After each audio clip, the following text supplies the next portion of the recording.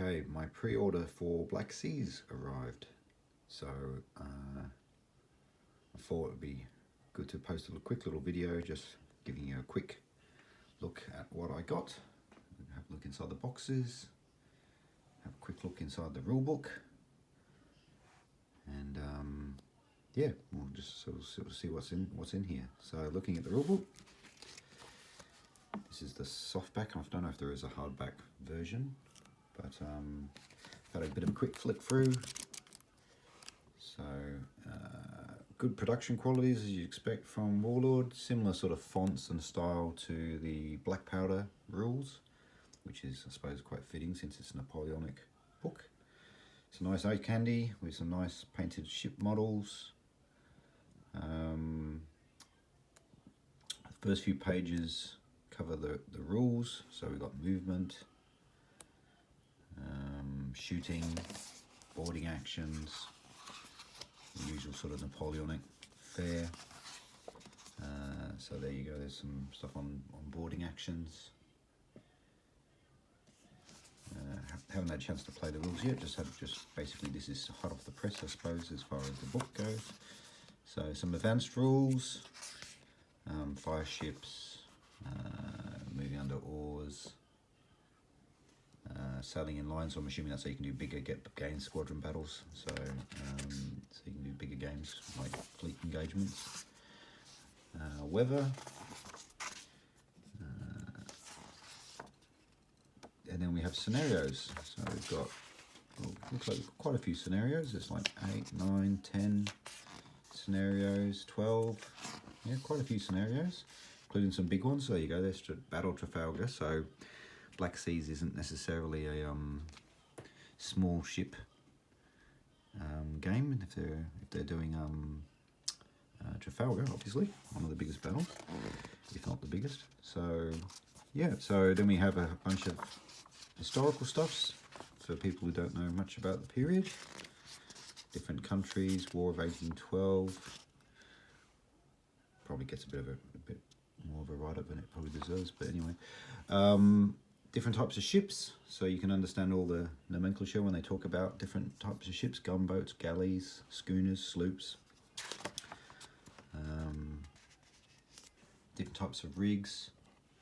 Obviously this is just historical background, it doesn't necessarily have anything to do with the game, but gives you some nice context for you playing your game, some nice glossaries and terms. Nice little obligatory shot of the victory. We go on to the ship's crew. Again, I'm not sure if it really has any influence in the game, but again it's just some nice little background about that will be fun to read. And then we come to fleet lists, so we've got ships of the line, unrated ships, fortifications, some special skills I suppose, again usual things you would expect in these sort of rules. I've played a few different sailing rules over the years, so there's some similarities here obviously. National characteristics, so Great Britain, drilled, so it sounds they obviously have a better shooting capability. Some named ships: Victory, Bellerophon, Indefatigable, France, and it'll be Spain next. Yep, Spain, and the US. Interesting, no Danish, so no Battle of Copenhagen. And then some campaign rules. Okay, so oh, and then some nice how to rig your ship models and painting guides. So yeah, first quick look through, looks like it's put together quite well. Nice nice production values as you'd expect again. So I'll be keen to give the game a go very, very soon. So well, let's have a look at the models. So I picked up, I didn't go for the starter set because I wanted to have some third rates, so I just got a frigates and brigs flotilla box, which gives you 2 frigates and 4 brigs. So if you want to do some nice little games where you're dancing around little islands in the Caribbean, that's probably really good for that. But of course, you want to do bigger battles, don't you? So I got myself 2 boxes of the third rates. So you get 3 in each box. So if I open up, I'll try and do this with one hand, so this will be interesting. So this is the frigates and brigs. Okay. So we have some sails. That's quite nice actually, because yeah, on the old Nav War and Skytrek ships and all that, you'd always have like metal sails, which never quite looked really good. I know the more expensive Langton stuff had some photo etched sails, but these paper ones should be perfectly fine. You could probably just maybe give them a wash if you wanted to make them just make them fit in with the model a little bit better. Give them a wash or something, just a light sepia wash. Some flags and some other tokens, and I think you get the cards for the ships, the stat cards. Now for the models, okay, this is the brig sprue. The kits look very easy to put together. Essentially you've got 2 halves to a hull, a deck, and then the masts. So very, very simple, but you can see the details actually really quite good. Should be quite easy to paint. Nice, nice definition on the timbers. So yeah, base coat, wash, maybe a quick highlight. It should come out really, really quite nice. And again, very simple to put together, which is what you want. See, there's the second brig sprue, and then the frigates. Again, very nice. You get a few different options for this, for the stern, and you also get a couple of options for the bow, so you can change the figureheads. I think you actually got 3 options for figureheads here, so that's really excellent. I think that's going to be a lot of fun putting them together. So you get 2 of those. Now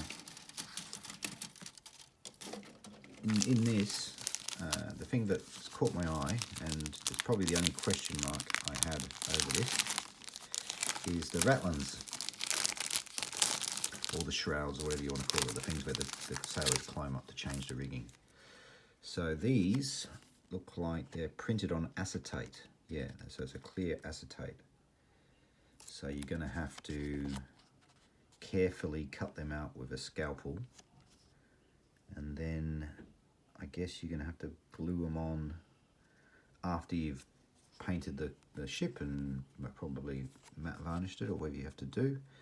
Then you can apply these, and obviously you can't use super glue because the acetate will frost up, so you're going to have to probably use PVA or something, or maybe a little bit of epoxy araldite or something like that to try and hold them in place. And because they're clear acetate, as you can see here, they're shiny. They're going to catch they're possibly going to catch the light a little bit, and so I'm not sure about the end result. I hope they would bring out an option to purchase some brass etched shrouds like Langton do, because I'm not sure about these. But yeah, anyway, they have at least provided something. So that's probably my only question mark about models. If we look at the third rates,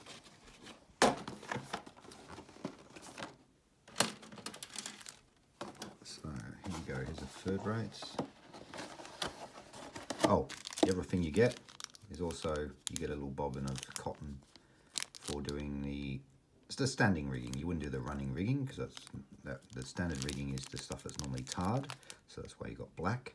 Running rigging would be normal sort of hemp rope sort of colour, but you'd never, at this scale, you'd never want to put running rigging on the ship. That just would be ludicrous. So just a few, well, the standing rigging should be fine. So bird rates. Instructions. Very nice, very simple. Again, I mean, the construction is incredibly simple. You know, 2 halves a deck, stick the figurehead on, stick the stern detail, and then masts, and then you could probably just go with that. Okay, same again with the acetate shrouds, which, you know, obviously not necessarily convinced about, but anyway. And again, beautiful models, absolutely beautiful. This is fantastic. The detail's amazing. Should paint up beautifully. And to give you an idea of the size, this is 1/700th scale. Now here is an old, this is a old Navwar 1/1200th scale, 3rd rate. Now if I just put it down here and compare the hull size, you can see, so it's about half as long again as compared to the 1200, and obviously a little bit taller. So it's actually really a nice scale. These 1200 scale ones can be a little bit fiddly, and you can see in this I actually handmade the shrouds, which looks quite nice, but oh my, it's a lot of work. So I would not recommend it unless you're a little bit crazy like I am. But I might still end up employing the same technique on these bigger models if I don't like the acetate shrouds. I mean, essentially this is just cotton stiffened with super glue and then painted. There's a bit of an act to it, and it comes up really quite nice. So anyway, this is the ships. So I will probably, might even assemble one of these tonight, because they look really good. I'd like to get stuck into assembling one of these straight away. Okay, so yep, again, another bobbin, ship cards, sails again, a lot of flags, a lot of American flags for 3rd rates. I don't recall America having a lot of 3rd rate ships historically, but anyway, there's some Spanish in there. So yeah, so this is Black Seas. Very, very happy with what it looks like, and the rules look, at a quick glance, look like they cover all the bases. So yeah, I'll be really looking forward to getting a game of this very, very soon. All right, hope you enjoyed that. Hope you got something out of that. So all right, cheers, bye for now.